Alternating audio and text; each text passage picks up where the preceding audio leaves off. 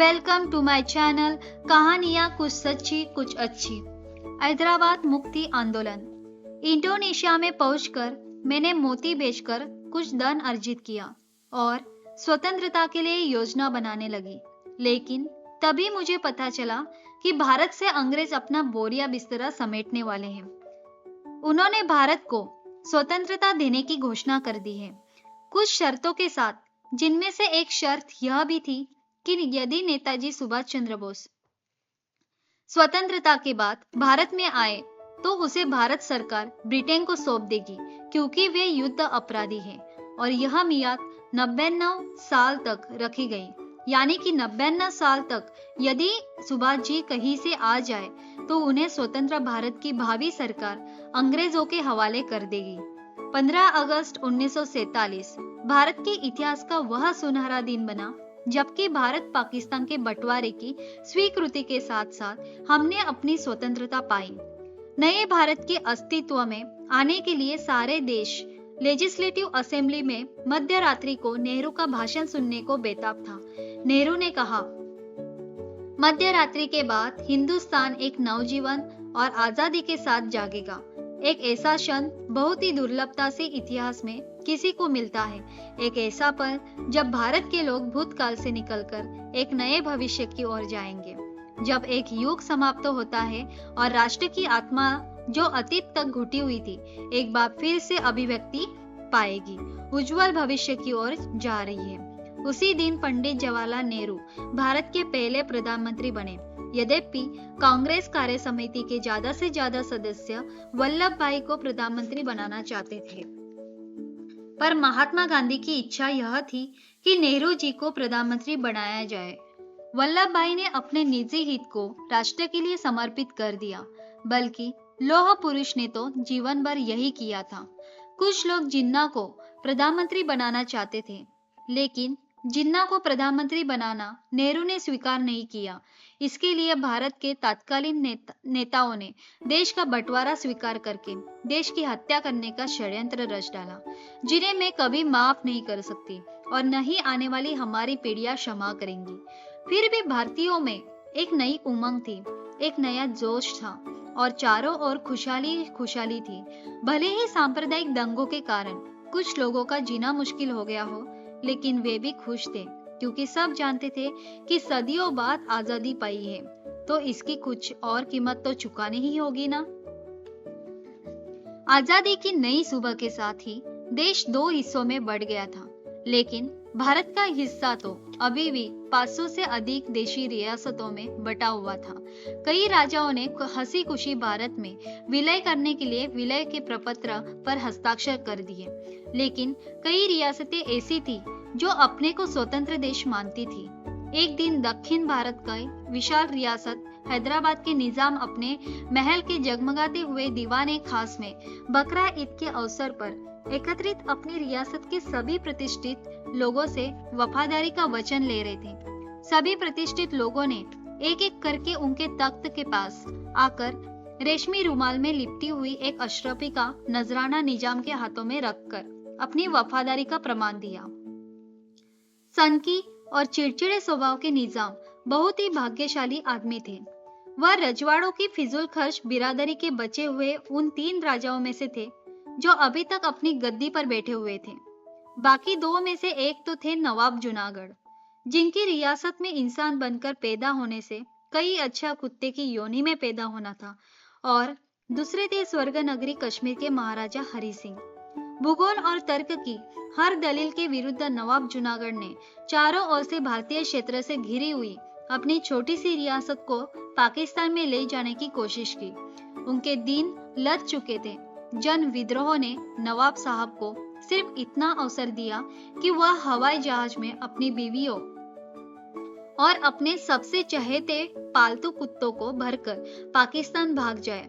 महाराजा हरि सिंह भी बहुत अरसे तक एड़ी चोटी का जोर लगाकर ब्रिटेन से अपनी स्वतंत्रता को स्वीकार करा लेने की कोशिश करते रहे, लेकिन पाकिस्तान के आक्रमण के कारण उन्होंने स्वयं ही भारत की शरण में आना अपने हित में सोचा, और निजाम तो संयुक्त राष्ट्र महासंघ में भी अपील करने की पहल कर चुके थे। जनता हैदराबाद में निजाम उस्मान का शासन नहीं चाहती थी, लेकिन निजाम ताकत के बल पर शासक बने रहना चाहते थे। इसलिए जनता पर अत्याचार ढाए जाने लगे। रजाकार फील्ड मार्शल कासिम रिजवी के इशारे पर देशभक्तों को तेलंगाना के भयंकर जंगलों में बनाई गई जेलों में ठूस कर भयंकर यातनाएं दी जाने लगी। लेकिन जनता की आवाज भला जुल्मों से कब दबाई जा सकती है। निजाम सरकार आम जनता पर जितने अधिक अत्याचार ढाती, जन आंदोलन उतना ही तीव्र होता। हैदराबाद रियासत ने स्वतंत्रता की घोषणा के साथ साथ सभी प्रमुख राष्ट्रवादी संस्थाओं पर भी प्रतिबंध लगा दिया था।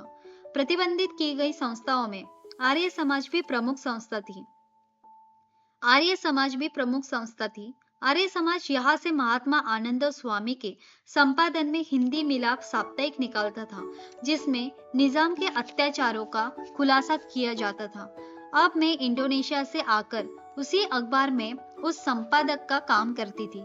निजाम ने इस समाचार पत्र भी प्रतिबंध लगा दिया, तो यह निजाम की रियासत से कहीं बाहर प्रकाशित होने लगा। इस प्रतिबंधित अखबार में एक लेख में निजाम का तीव्र आलोचना की गई थी और उसके अमानवीय अत्याचारों को सप्रमाण छापा गया था। उस लेख के लेखक थे एक उत्साही आर्य समाजी रामचंद्र राव। उस जमाने में चेंडर मशीन पर यह अखबार छपता था। सच्चा नेता वही है जो दूसरों के दुख दर्द को जानता हुआ उन्हें दूर करने का प्रयास करता है। उन दिनों हर कोई आर्य समाजी सच्चा नेता ही बना हुआ था। तभी तो लेख पढ़कर निजाम आग बबूला हो गए और रामचंद्र राव को तुरंत जिंदा या मुर्दा पकड़ने के आदेश जारी कर दिए गए। राज्य भर में जासूसों का जाल फैला गया और अंततः मुखबिर की निशानदेही पर रामचंद्र राव को गिरफ्तार कर लिया गया। उसे निजाम की अदालत में पेश किया गया और उस पर राजद्रोह का आरोप लगाया गया। जज ने उसे तुरंत 100 कोड़े लगाने की सजा दी। हथकड़ियों से बंधे हुए रामचंद्र राव को चौराहे पर लाया गया और उसको जैसे ही जल्लाद ने पहला कोड़ा मारा तो रामचंद्र के मुख से निकला वंदे मातरम। उसके कोमल से बदन पर फिर दूसरा कोड़ा पड़ा तो उसके हृदय से फिर वंदे मातरम के उद्गार ही व्यक्त हुए। कोड़े की मार जितनी भयंकर होती थी, रामचंद्र के मुख से वंदे मातरम का उद्घोष उतना ही तीव्र होता था। कोड़े बरसते गए। रामचंद्र राव का शरीर लहूलुहान हो गया, लेकिन उसके मुख से वंदे मातरम का जय घोष रुका नहीं। 100 कोड़े लगाने के बाद उसे सड़क पर सिसकने के लिए छोड़ दिया गया, लेकिन जैसे ही निजाम के गुर्गे से उस मृतप्राय रामचंद्र राव को मरने के लिए छोड़ गए, तो वैसे ही लोगों ने उसे कंधों पर उठा लिया और फिर देखते ही देखते लोगों का समूह एक स्वतंत्रता ज्योति यात्रा में बदल गया। युवा हृदय सम्राट नरेंद्र ने इस स्वतंत्रता ज्योति यात्रा का नेतृत्व किया और लोगों ने रामचंद्र राव के शरीर से रिश्ते रक्त को मस्तक पर लगाकर अपने को धन्य किया। सारा हैदराबाद वंदे मातरम के गगनभेदी नारों से गूंज उठा, लेकिन यह उन नारों में गूंजने वाला वंदे मातरम का स्वर बंकिम बाबू के आनंद मठ के गीत का शब्द नहीं था, बल्कि यह तो रामचंद्र राव का नया नाम था। अर्थात रामचंद्र राव अब वंदे मातरम के नाम से लोकप्रिय हो गए थे। समाचार पत्रों में इस समाचार के प्रकाशित होते ही देश भर की आर्य समाजों से सत्याग्रहियों के जत्थे जाने लगे और इस प्रकार निजाम और रजाकार के अत्याचारों से मुक्ति के लिए हैदराबाद की स्वतंत्रता की पृष्ठभूमि तैयार हुई। मैंने अब अखबार की नौकरी छोड़ दी और आर्य समाज के क्रांतिकारियों की हर प्रकार से मदद करने की योजना बनाई। इसके लिए मैंने फूल बेचने का कार्य शुरू किया और कुछ ऐसे ग्राहक बनाए जो निजाम के महल में हिंदू औरतों या निजाम की हिंदू बेगमों के लिए फूल आदि ले जाते थे। उनसे मुझे निजाम की चालों के कुछ भेद मिलने लगे।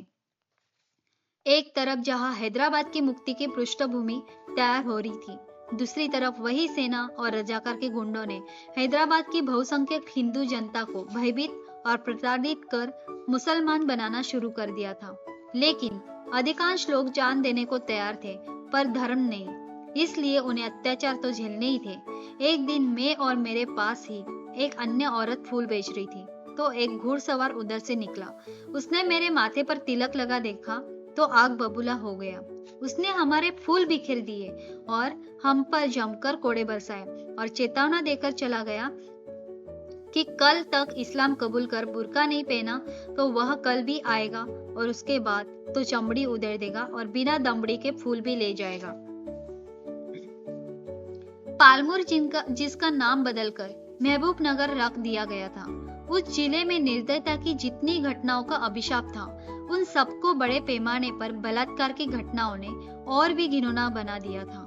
हिंदू घरों से सैकड़ों लड़कियां और औरतें उठा ली गई। आधुनिक युग में इससे बड़े पैमाने पर औरतों का अपहरण पंजाब को छोड़कर और कहीं नहीं हुआ था। हिंदू औरत को उड़ा लाने के बाद एक धार्मिक समारोह में जबरदस्ती धर्म बदलकर इस लायक बना दिया जाता था कि वह जिस मुसलमान ने उसे पकड़ा था उसके घर या हरम में रह सके। नवाबपेट के एक हिंदू जमींदार की 16 साल की बेटी वाणीश्री थी। उसका अपहरण करके उस गांव के मुस्लिम मुखिया मोहम्मद रमजान के घर ले जाया गया। पहले तो उसके साथ कई लोगों ने दुष्कर्म किया और फिर किसी आदमी ने अचानक गोमांस का एक टुकड़ा लाकर जबरदस्ती उसे खिलाया। उसने अपने जीवन में कभी गोश्त नहीं खाया था। सब लोग हंसने लगे, वह रो पड़ी। इतने में एक मुल्ला ने आकर कुरान की कुछ आयतें पढ़ी और उसे उनको दोहराने पर मजबूर किया। इसके बाद उसका एक नया नाम रख दिया गया। वाणी अब जरीना बानो बन गई। उसे मरकल गांव के मर्दों के बीच नीलामी पर चढ़ा दिया गया। नीलामी एक बेस्ता अर्थात मल्लाह मुस्लिम अब्दुल के नाम छूटी। शादनगर में भी भारी संख्या में धर्म परिवर्तन किया गया और मुस्लिम घरों में एक एक मर्द के पीछे कम से कम 4 औरतें हो गई। इसका परिणाम यह हुआ कि मर्द दिन भर घर में ठाली रहते या फिर दंगों में भाग लेते और महिलाएं रोजी रोटी का जुगाड़ करती। उम्दा नगर जिसका नाम बदलकर शमशाबाद कर दिया गया था, वहां भी अनेक हिंदू अबलाओं का सामूहिक बलात्कार किया गया और कत्ले आम के बाद हिंदुओं के घरों को जला दिया गया। कई घटनाएं ऐसी भी हुई कि दंगों के बहाने लोगों ने अपने ही जाति धर्म के लोगों से दुश्मनी निकाल ली। ऐसे ही एक घटना काचीगुड़ा में घटी, जहां एक नाबालिग लड़की को कुछ लिंगायती गुंडों ने घेर लिया और चौराहे पर उसकी इज्जत तार तार कर दी। बाद में पता चला कि वह लड़की लिंगायती परिवार से ही थी। इससे हम कह सकते हैं कि दंगाइयों का कोई दीन या धर्म नहीं होता। दंगाई और बलात्कारी न हिंदू होते हैं और न ही मुस्लिम, वे तो बस अत्याचारी और दुष्ट होते हैं। इन सब घटनाओं के बीच भी मैंने फूल बेचना न छोड़ा और न ही तिलक मिटाया। क्रांतियां उत्पन्न नहीं की जाती, वे परिस्थितियों से अपने आप ही फूट पड़ती है। ऐसा आभास मुझे हैदराबाद के हालात देखकर हो गया था। एक दिन मैं फूल बेच रही थी और कोई ग्राहक तो था नहीं, इसलिए सोचा थोड़ा पढ़ ही लूं। सत्यार्थ प्रकाश पढ़ने लगी थी तो एक युवक उधर से जा रहा था। मुझे पढ़ते देखकर ठिठक गया। मैंने पूछा, भैया घरवाली के जूड़े में लगाने के लिए फूल चाहिए क्या? नहीं अम्मा, पर फूल जरूर लेकर जाऊंगा उनके लिए, अभी तो उनका एक काम। वह हिचकते हुए बोल पड़ा था। अच्छा, उनका कुछ काम करने जा रहे हो? पत्नी की सेवा के निमित्त कोई कार्य? अच्छी बात है बेटा। चमत्कार यह नहीं है कि हम सेवा कार्य करते हैं, बल्कि यह है कि ऐसा करने में हमें खुशी मिलती है। हमें प्रत्येक कार्य पूरे जोश के साथ करना चाहिए, खासकर जीवन साथी की हर इच्छा पूरी करने की चेष्टा करनी चाहिए। जोश तो है, परंतु अम्मा पता नहीं कर भी पाऊंगा या नहीं। ऐसा क्या काम है बेटा? एक बात पूछो अम्मा? पूछो। मुझे लगता है कि आप आर्य समाजी हैं। बेटा, मैं तो पूरे भारत समाज को ही मानती हूँ। तो निजाम सरकार जो अत्याचार कर रहे हैं, आप उसका विरोध भी करती होंगी। भला कौन उनका विरोध नहीं करता बेटा? तो अम्मा मेरा एक काम करोगी? बताओ बेटा। दरअसल मैं क्या? अरे बकरा है क्या? बोल कुछ आगे भी। मैं निजाम सरकार से अकेले में मिलना चाहता हूँ। क्यों? मैं गंभीर होकर बोली। तो तुम भी उनकी हत्या करना चाहते हो? तुम भी का मतलब क्या? और कौन चाहता है उनकी हत्या करना? तेरे जैसे ही 3 लड़कों ने उनकी गाड़ी पर बम फेंका था, पर वे बच गए। और आपने क्या किया अत्याचार के खिलाफ? उसकी हिंदू बेगमों के जुड़ों के लिए फूल तो खुद ही पहुंचाने लगी हूँ किंग कोठी और फलकनुमा पैलेस में, लेकिन जनान खाने में मुआ उस वक्त मिलता ही नहीं। तो कैसे मिलेगा? अब तो एक और एक 11 हो गए ना, मिल ही जाएगा। फिर मैंने उस युवक से पूछा, अच्छा बेटा तुम्हारा नाम क्या है? वैद्यनाथ। अच्छी बात है, मैं जल्द ही आपको निजाम हैदराबाद के पास तक पहुंचा दूंगी।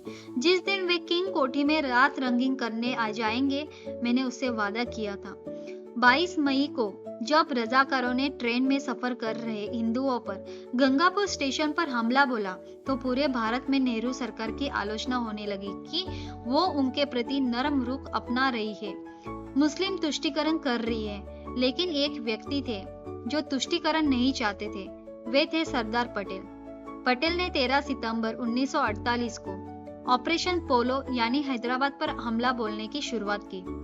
सुबह 4 बजे भारतीय सेना ने जनरल चौधरी की कमांड में 2580 मील लंबी हैदराबाद राज्य की सीमा में 5 जगह से प्रवेश किया।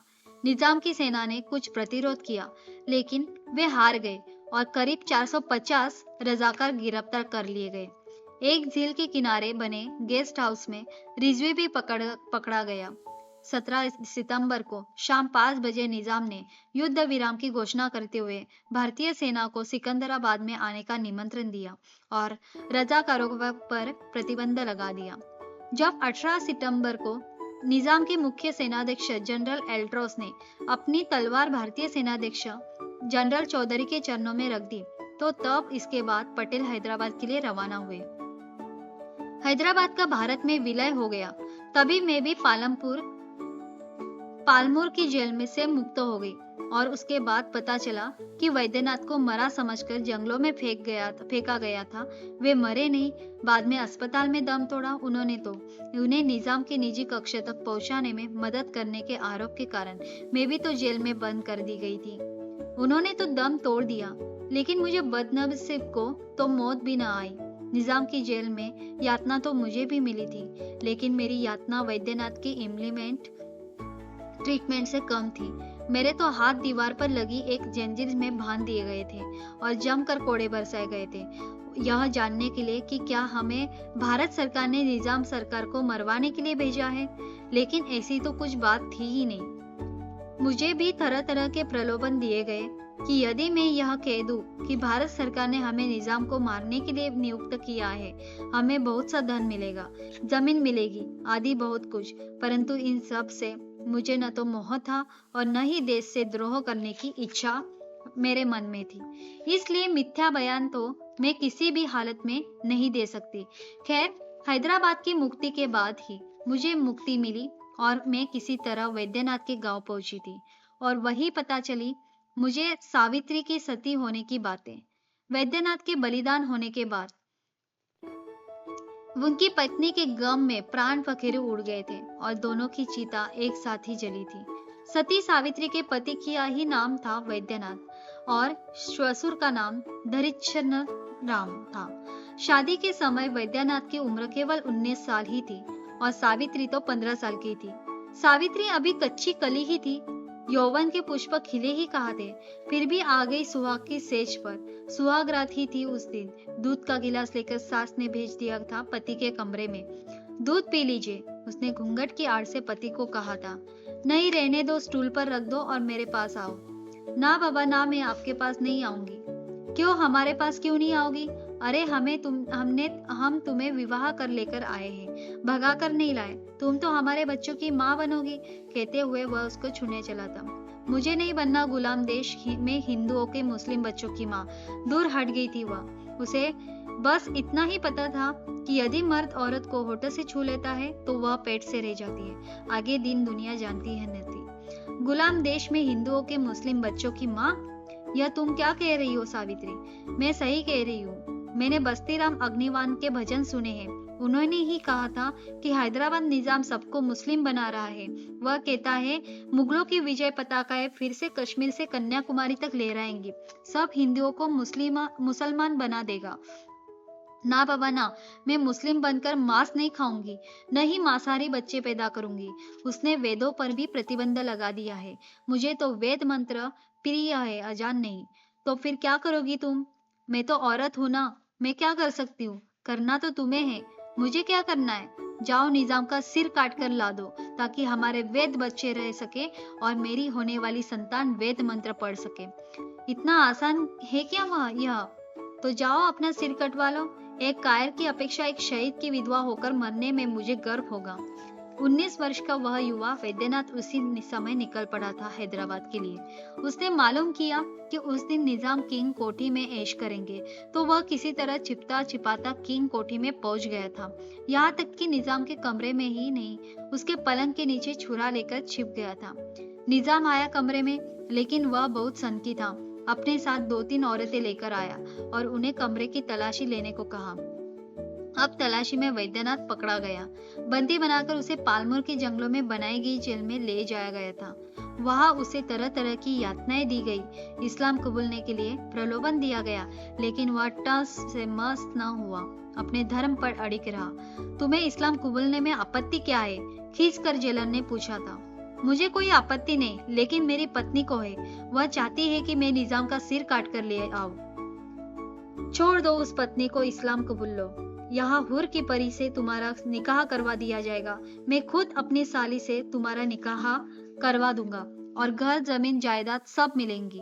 भारत सरकार के जासूस हो, यह भी तुम्हें कबूल करना होगा। तुम खुद ही बताओ, मैं अबोध नारी का साथ कैसे छोड़ दूं, जिसने देश और धर्म के लिए अपनी मांग के सिंदूर को धर्म की बलिवेदी पर चढ़ा दिया हो? वैद्यनाथ ने कहा था। फिर उसकी इतनी घोर पीड़ा दी गई कि वह मरना सन्ना की स्थिति में पहुंच गया। मरनासन्न होता भी क्यों न, इम्प्लीमेंट ट्रीटमेंट दिया गया था उसे, यानी कि उसे जबरन एक ऐसी कुर्सी पर बिठा दिया गया था जिसके बीच ऊपर की ओर एक नुकीली लंबी कील लगी थी, जो उसको गुदा से होती हुई शायद अंदर फेफड़े तक पहुंच गई होगी। इसी कारण उसे मरा समझकर जेल से बाहर जंगल में फेंक दिया गया। वहां कुछ हिंदुओं ने उसे देखा तो वह जिंदा था। उसे निजाम के राज्य से दूर लाकर बेतिया अस्पताल में भर्ती कराया गया, जहां पर उनका देहावसान हो गया। लाश घर लाई गई। सबका रो रो कर बुरा हाल था, लेकिन सावित्री की आंखों से एक भी आंसू न निकला। औरतें कानाफूसी करने लगी थी। कैसी रांड है, पति के मरने का भी गम नहीं। चूड़ियां टूट चुकी थी। फिर उसने खुद ही अपने सारे जेवर उतारकर एवं जो घर के अंदर रखे थे वे भी लाकर सब मर्दों के सामने आकर अपने ससुर से कहा, पिताजी, उनके जाने का तुम्हें बहुत दुख है, लेकिन मैं प्रसन्न हूँ कि मैंने अपना पति देश और धर्म पर लुटा दिया। क्या मेरी अंतिम इच्छा पूरी करोगे? कहो बेटी। इन गहनों को बेचकर एक धर्मशाला और यज्ञशाला यहाँ गांव में बनवा देना। वह पूरी तरह जेवर अपने ससुर को दे भी न पाई कि ससुर के पैर पकड़ते हुए जमीन पर गिर दंडवत हो गई। कुछ औरतें ने उसे उठाया, लेकिन उसके तो प्राण फकीरू उड़ चुके थे। एक ही चिता में पति और पत्नी दोनों का अंतिम संस्कार किया गया। अग्नि की लपटों और लकड़ियों के बीच उनका शरीर दिखाई न पड़ रहा था। दीपक तले अंधेरे की भांति उनके लिए यह रात ही थी। रात ही क्यों, शायद सुहाग रात। कालांतर में वहां शहीद वैद्यनाथ की स्मृति में एक धर्मशाला का निर्माण अवश्य हुआ, लेकिन उस पर सावित्री का कहीं नाम अंकित नहीं था। पालन पोषण करने वाले मेरे धर्म पिता ने भामाशाह बनते हुए बहुत कुछ संपत्ति बेचकर उससे प्राप्त धन के साथ मेरे भाई बसंत कुमार को भी नेताजी को देश के लिए सौंप दिया गया था। भाई बाद में वानप्रस्थी बन गए थे और कभी फैजाबाद तो कभी हरिद्वार में उसने डेरा जमा लिया एवं अपने को स्वाध्याय में समेट लिया। कभी कोलकाता में भी बहुत बड़ा काम धंधा था हमारा, लेकिन मुझे अपने पैतृक गांव से प्रेम था, जहाँ बचपन में खेली कूदी थी। मैं हैदराबाद मुक्ति संग्राम के बाद वहां गई थी तो निकट के परिजनों ने मुझे पहचानने से ही इनकार कर दिया और कहा कि यह तो कोई छलिया या ठग है, नीरा नहीं हो सकती। नीरा को तो जयरंजन ने मार दिया और उसके बाद ही तो जयरंजन को आजाद हिंद के सिपाहियों ने धराशायी कर दिया था। जिस देश में नारी पति के साथ सती हो जाया करती है, उस देश में नीरा जैसी पापन भी हुई है, जिन्होंने अपने ही पति को मरवा दिया। मैं आर्य समाज मंदिर भी गई। उस समय वहां के प्रधान कोई यादराम थे और कोषाध्यक्ष महावीर प्रसाद गुप्ता थे। मैंने दोनों से आर्य समाज मंदिर में रहने के लिए कमरा मांगा था, लेकिन उन्होंने मना कर दिया। महावीर प्रसाद जी मेरे परिवार को अच्छी तरह जानते थे, लेकिन उन्होंने पहले तो मुझे पहचान लिया था, परंतु जब मैंने गांव में रहने की इच्छा जताई तो उन्होंने अचानक ही पहचानने से भी इनकार कर दिया। मैं 20-25 किलोमीटर दूर बावली जाकर एक चौधरी कर्ण सिंह तोमर से भी मिली थी, जिन्होंने आजाद हिंद फौज में सेवाएं दी थी और जिन्हें काले पानी बंदी करके ले जाया गया था, जिसमें मैं गई थी। उन्होंने बाद में 1962 में भारत चीन युद्ध के समय भी जंग में भाग लिया था। उन्होंने मेरी बात ध्यान से सुनी और कहा, बहन, मेरा सौभाग्य होगा कि तुम मेरे घर रहो। मेरे घर में तो मानो साक्षात लक्ष्मी मैया आ जाएगी। भाई, मैं किसी पर बोझ नहीं हो सकती, तो फिर सरकार या समाज से कोई अपेक्षा मत रखो। उन्होंने कहा, मैंने पहले आजाद हिंद फौज और बाद में जाट रेजिमेंट में नौकरी की, लेकिन अब तंगहाली के समय में भी अपने बेटे के लिए स्वतंत्रता सेनानी आश्रित का प्रमाण पत्र तक बनवाने के लिए दर दर की ठोकरें खानी पड़ रही है। कर्ण सिंह की बातों से मुझे धक्का सा लगा था कि स्वतंत्रता सेनानियों की लोग इज्जत क्यों नहीं करते, उन्हें जो सम्मान मिलना चाहिए वह क्यों नहीं मिला। मैंने सरस्वती पुस्तकालय में भी नौकरी करने की सोची, जिसे 1935 में खेकड़ा में मेरे धर्मपिता ने स्थापित किया था, जिसमें अत्यंत दुर्लभ पुस्तकें, पांडुलिपियां इत्यादि थी। परंतु जब मैंने उस पुस्तकालय को खोजा तो वह मिला ही नहीं। लोगों से पूछने पर पता चला कि वह विवादित भूमि पर था, जहां अब मार्केट बन चुकी है, और उस पुस्तकालय को श्री गांधी पुस्तकालय के नाम से खेकड़ा पुलिस चौकी के निकट महावीर जैन की धर्मशाला में एक कमरे में समेट दिया गया और उसका नाम अब जनता पुस्तकालय हो गया था। वाह रे आजादी, वाह रे आजाद भारत सरकार! क्या हमने इसी दिन के लिए जेलों में यातनाएं झेली थी? क्या मैं भी यहाँ सब करने के लिए आराम की जिंदगी जीने की सोचती? परंतु मैं क्या जानूं आराम की जिंदगी। सारी जवानी तो जेल में कट गई, इसलिए किसी नेता से मिलकर सुविधा बटोरने के स्थान पर जेल जाने का ही विचार मन में आया था मेरे। जिंदगी की डोर पूरी, इसलिए मैं रेल में बैठकर दिल्ली आ गई। सोचा कि रेल में टीटी पकड़ लेगा, बिना टिकट तो मुझे जेल में डाल देगा और बाकी की जिंदगी आराम से जेल में कट जाएगी।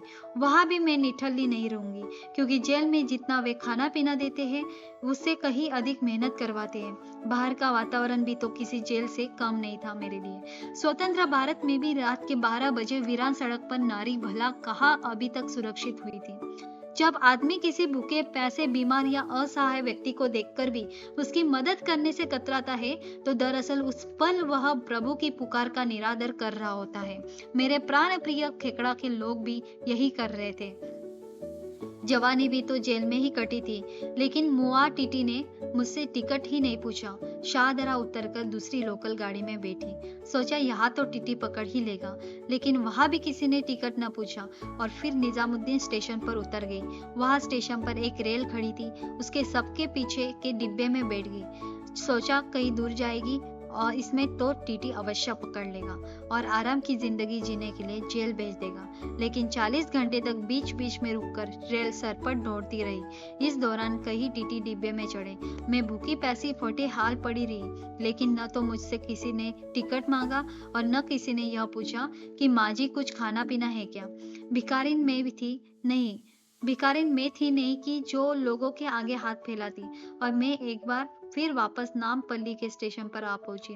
एक बार फिर अपने जाने पहचाने इलाके से फूल इकट्ठा करके गूंद कर दोबारा बेचना शुरू किया, महिलाओं के जूड़े में लगाने के लिए, और अपना गुजर बसर करने लगी। फूल बेचते बेचते मेरे शरीर की हड्डियां गल कर फूल बनने के लिए कब तैयार होगी पता नहीं चला। इस दौरान मुझे तो किसी सुख, दुख या कष्ट का भी अनुभव नहीं हुआ। जीवन के केवल 2 स्तर ही कष्टदायक हैं। प्रथम तो इच्छाओं की पूर्ति हो जाना और द्वितीय इच्छाएं अधूरी रह जाना। मेरी इच्छाओं की पूर्ति नहीं हुई क्योंकि देश में अभी वास्तविक आजादी नहीं आई, और इच्छा अधूरी भी रही नहीं क्योंकि देश अब स्वतंत्र हो चुका है। मैंने तो इच्छाओं के साथ पालना कभी सीखा ही न था। देश की स्वतंत्रता की ही अभिलाषा थी जो पूरी हो गई है। वैसे भी मेरा निज अनुभव है कि इच्छाएं अपनी कम होगी, व्यक्ति उतना ही सुखी हो जाएगा। जो व्यक्ति इच्छाओं से मुक्त है सदैव प्रसन्न रहेगा, और मैं प्रसन्नता से इस दुनिया से विदाई चाहती हूँ, फूल बेचते हुए स्वतंत्र भारत में आत्मनिर्भर जीवन के साथ। हे ईश्वर, मेरे भारत देश का हर एक नागरिक आत्मनिर्भर हो जाए। मेरा देश दूध, पूत, अन्न, धन से संपन्न हो जाए। मेरे देश की कीर्ति पताका चौओर लहराए। मेरा देश अब सृष्टि के अंतकाल तक स्वतंत्र रहे और पूरे विश्व की उन्नति चाहता हुआ वसुदैव कुटुंबकम का पालन करे। और यहाँ यदि मेरा पुनर्जन्म हो तो मुझे खेकड़ा ग्राम में पैदा करना, ऐसी मेरी अंतिम इच्छा है मेरे ईश्वर। ओम शांति शांति शांति।